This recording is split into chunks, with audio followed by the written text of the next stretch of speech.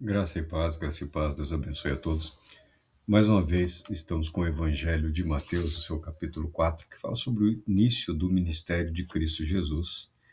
E o título aqui é Cristo revelado como profeta.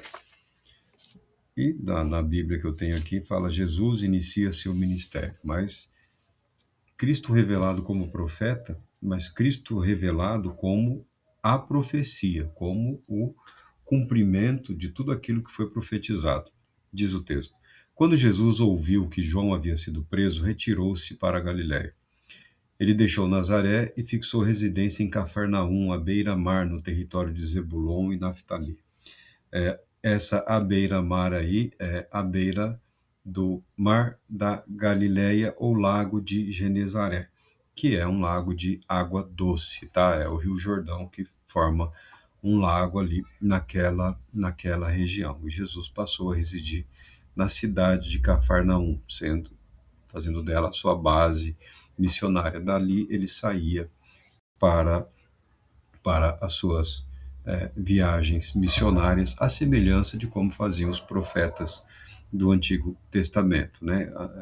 Estabeleciam um roteiro, um itinerário e passavam regularmente visitando as cidades e as pessoas, para que se cumprisse o que foi dito pelo profeta Isaías: terra de Zebulon, terra de Naftali, no caminho do mar, do outro lado do Jordão, Galileia dos gentios. Nós lemos esse texto aqui logo mais cedo, mas não haverá mais tristeza para aqueles que estavam em angústia. No passado ele humilhou a terra de Zebulon e a terra de Naftali, mas no futuro ele glorificará o caminho do mar da Galileia, a terra além do Jordão, a Galileia das nações ou Galileia dos gentios. Para a perplexidade de muitos, mesmo um povo tão, tão pequeno, a população de judeus, de israelitas naquele tempo, até hoje, não, em Israel é algo em 10, 12 milhões de habitantes, né?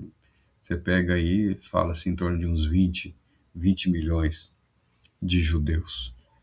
Se bem que nem todo judeu é israelita, e nem todo israelita é judeu, tá?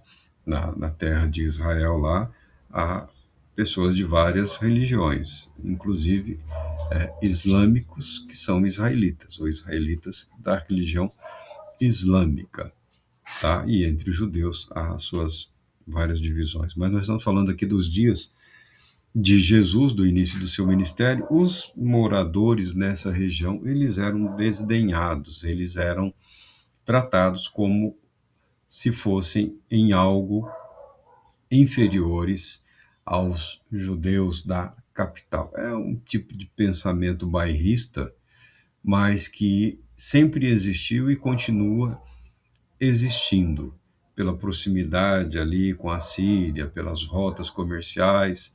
Essa região aí onde Jesus estabeleceu a base era era conhecida, por assim dizer, como que de uma espiritualidade, vamos usar os termos que nós estamos enfatizando atualmente, como se fosse de uma espiritualidade inferior, em algo inferiores, tá? Mas onde abundou o pecado, superabundou a graça. Onde estabeleceram as trevas, a aflição, a angústia, o desprezo, Deus revelou o seu imenso amor. O que foi profetizado por Isaías se cumpre em Cristo Jesus, na pessoa bendita de Jesus, o Cristo, e através da vida, das obras, da morte, da ressurreição dele. O povo que vivia nas trevas viu uma grande luz, e para os que estavam assentados na região e sombra da morte, a luz prevaleceu. A partir daquele momento, Jesus passou a proclamar. João Batista foi preso, Jesus retirou-se daquela região que João havia sido preso e foi para Cafarnaum, para a cidade de Cafarnaum, estabeleceu sua base missionária e deu início ao seu ministério como pregador do Evangelho, apresentando-se como a verdade do Evangelho, porque Jesus Cristo também dizia: Eu sou o caminho, Eu sou a verdade, eu sou a vida. Ninguém vem ao Pai senão através de mim. Os evangelhos registram vários textos, várias mensagens, né, no decorrer do ministério de Cristo Jesus, usando as pregações para ilustrar determinados momentos. Mas nós entendemos que Jesus pregou de forma contínua, reiterada e procurou completar totalmente a sua mensagem, pregando nas sinagogas e entre aqueles que queriam ouvi-lo mais atentamente, ele explanava de forma mais detalhada a sua mensagem. Temos um livro aqui que vamos falar sobre ele, né, O Caminho de Deus, do reverendo Moshe Haim Luzzatto. O caminho de Deus é Jesus o Cristo, é Jesus o Cristo. Enquanto caminhava junto ao mar da Galiléia, viu dois irmãos, Simão, chamado Pedro, e André, seu irmão, lançando a rede ao mar, porque eram pescadores. Dois irmãos envolvidos com a indústria da pesca, eram pescadores profissionais, como muitas pessoas naquela região. A principal atividade econômica na região do Mar da Galileia, do lago lá da Galileia, era a pesca. Era a pesca, a grande fonte de renda, o motor da economia naquela região. E ele lhes disse: sigam-me, e eu farei de vocês pescadores de homens. Imediatamente eles abandonaram suas redes e o seguiram.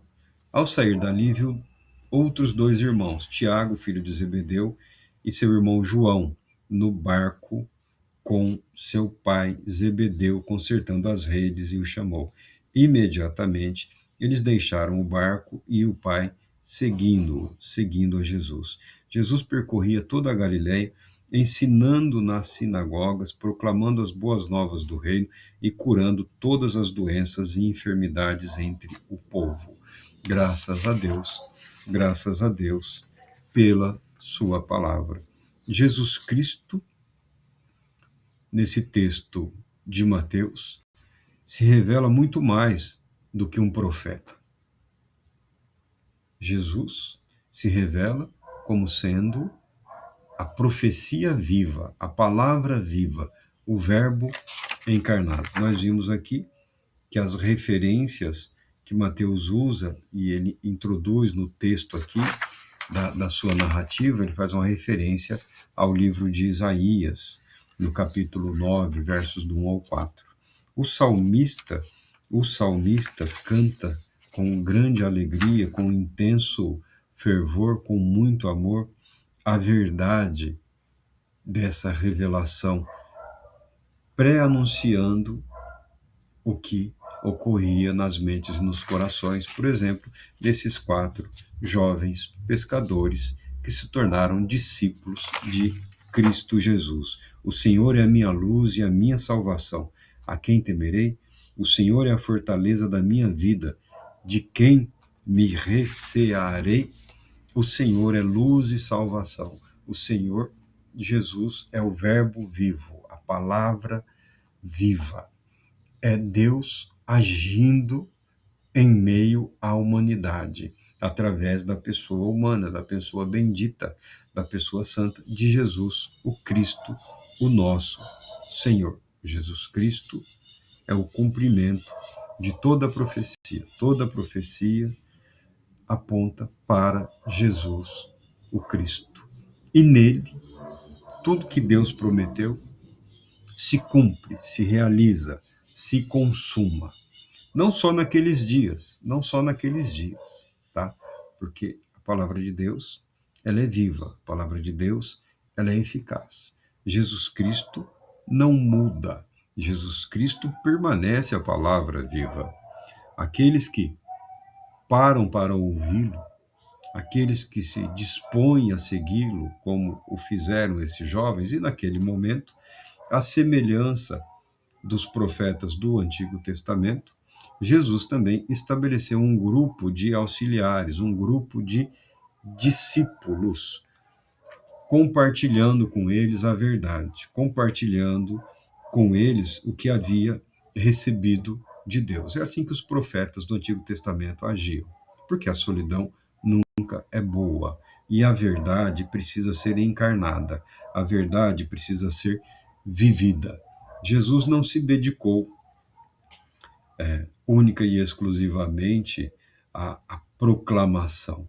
Jesus buscou garantir que a palavra viva fosse esculpida na mente e nos corações dos seus discípulos, porque a verdade precisa ser vivida. Do contrário, trata-se de um mero discurso.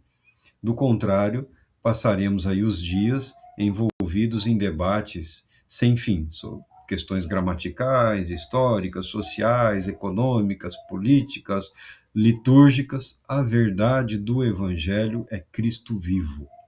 A verdade do Evangelho é a vida de Deus jorrando no nosso espírito, no nosso íntimo, no nosso interior, nos conduzindo para a plena salvação de Deus, conforme foi proposto em Sua palavra. Nisso, o Senhor Deus, o Espírito Santo, o Espírito de Deus, sempre agiu com vistas à confirmação da palavra da verdade. Eu sei que algumas pessoas têm até receio de falar que esperam por um milagre. Eu sei que algumas pessoas, de tão feridas que foram, de tão humilhadas que já foram, de tão enganadas, de tão pisoteadas que foram, e vai na igreja, e vai em outra igreja, e pega o carro e vai em outro lugar, e tem o tal do profeta, tem o tal do ungido, tem o tal do curador, tem isso, tem o operador disso, o operador daquilo, e nada acontece, somente frustração, desespero e engano. A maioria das pessoas nem se importam com o dinheiro, com os valores. O dinheiro, uma hora, a gente recupera. O que dói é a mentira, o que dói é a manipulação. O que ofende muito nas pessoas é quando são manipuladas, quando tem a sua expectativa espiritual, o seu desejo de fé legítimo, conforme registrado na palavra de Deus, utilizado para a manipulação por motivações egoístas de pessoas que se aproveitam da verdade, fazendo do caminho da piedade, da santidade, fonte de lucro, tá?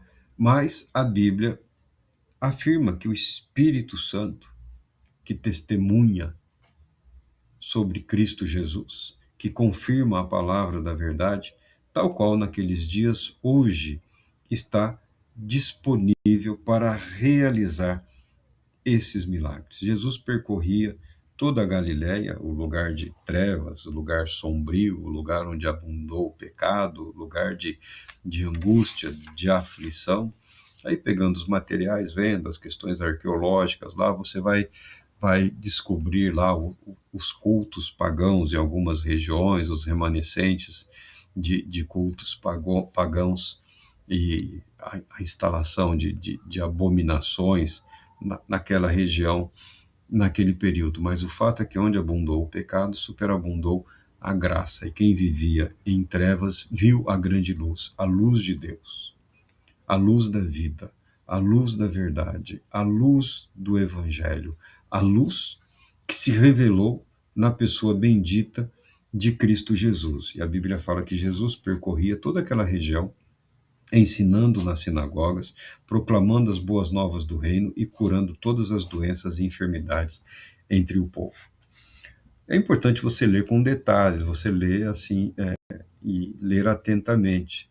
Jesus não curou todos os enfermos que havia naquela região ou naquele país.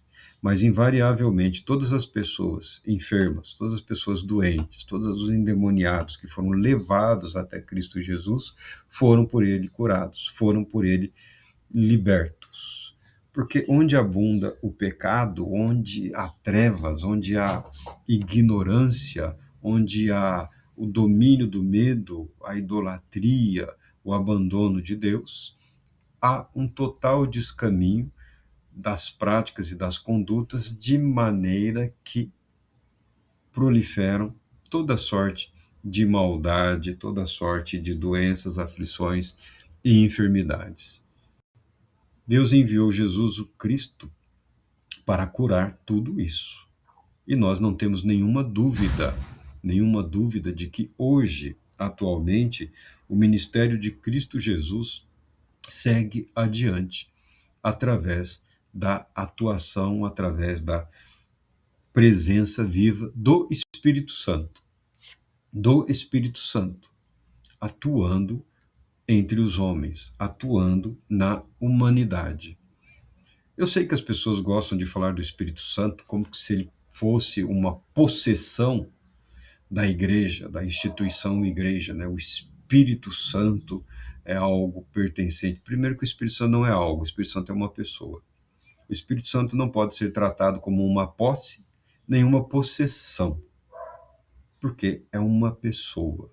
É uma pessoa. Não há nada na Bíblia que permita que nós tratemos a pessoa bendita do Espírito Santo como posse ou como possessão, tá? Esse é um caminho perigoso que alguns estão seguindo. Boa sorte, que Deus tenha misericórdia das suas almas, eu não vou perder tempo com esses detalhes. O fato é que nós clamamos a Deus em nome de Cristo Jesus, na certeza e na confiança de que estamos sendo auxiliados em nossas vidas, em nossas orações, no nosso clamor, pelo Espírito Santo que vive conosco, que habita graciosamente entre os homens e atua livremente através dos homens.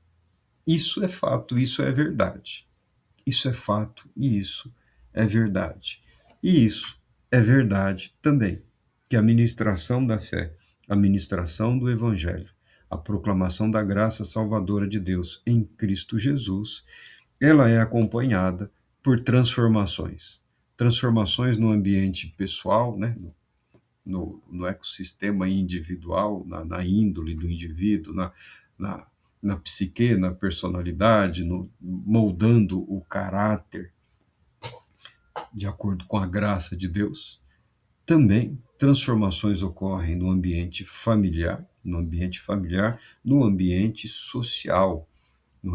social, também. Essa expectativa, ela não é equivocada, ela é verdadeira. Nós não podemos permitir que as nossas decepções, que as nossas frustrações, que as nossas tentativas de enxergar ou de tentar compreender além do que nos é permitido, enfraqueça as nossas convicções. É legítimo, é correto confiar em Deus. É legítimo, é correto aguardar um milagre de Deus, crer que Deus é poderoso, é fiel, é justo, é santo para operar milagres nas nossas vidas e através das nossas vidas. Sim, sim, porque diz respeito ao testemunho do próprio Pai em relação à verdade revelada através do Filho. Jesus ensinava o aprender a palavra de Deus, o incorporar à nossa mente, à nossa vida, aos nossos corações, a verdade da palavra de Deus, decorre da atuação do Espírito Santo, tá bom? O fato de você desejar, de você ter essa expectativa em relação à compreensão da verdade revelada na palavra de Deus, já é uma atuação do Espírito Santo na sua vida, te conduzindo, te voltando para Deus, para as coisas santas, para as coisas sagradas. O resultado depende de Deus. O resultado está nas mãos de Deus. A intervenção de Deus nas nossas vidas é certa, porque Malaquias já falava nos dias dele, né? O profeta Malaquias, muito mal interpretado, ele já falava nos dias dele que há tempos em que Deus revela a diferença entre o justo e o ímpio, entre o que serve e o que não serve a Deus.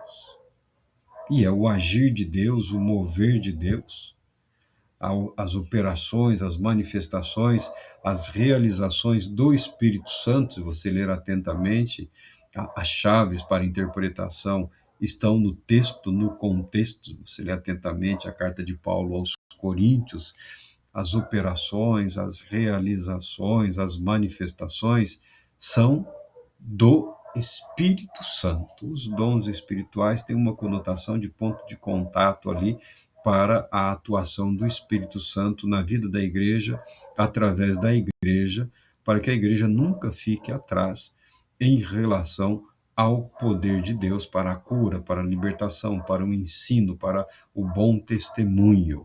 A igreja, segundo Deus, a igreja, conforme Deus possibilitou, não deveria ser refém de táticas, técnicas ou ferramentas para a proclamação do Evangelho. A igreja, para a efetiva vida no Evangelho, para a efetiva vida em Cristo Jesus, deve aprender a depender única e exclusivamente do Espírito Santo, da Palavra de Deus. Não estou dispensando o conhecimento, a sabedoria, as técnicas, não, não é isso. Eu estou dizendo que a atuação do Espírito Santo é fundamental, porque todos os milagres que Jesus realizou, ele o fez através do Espírito Santo. Todo o ensinamento que Jesus proferiu, ele o fez através do poder, da graça do Espírito Santo.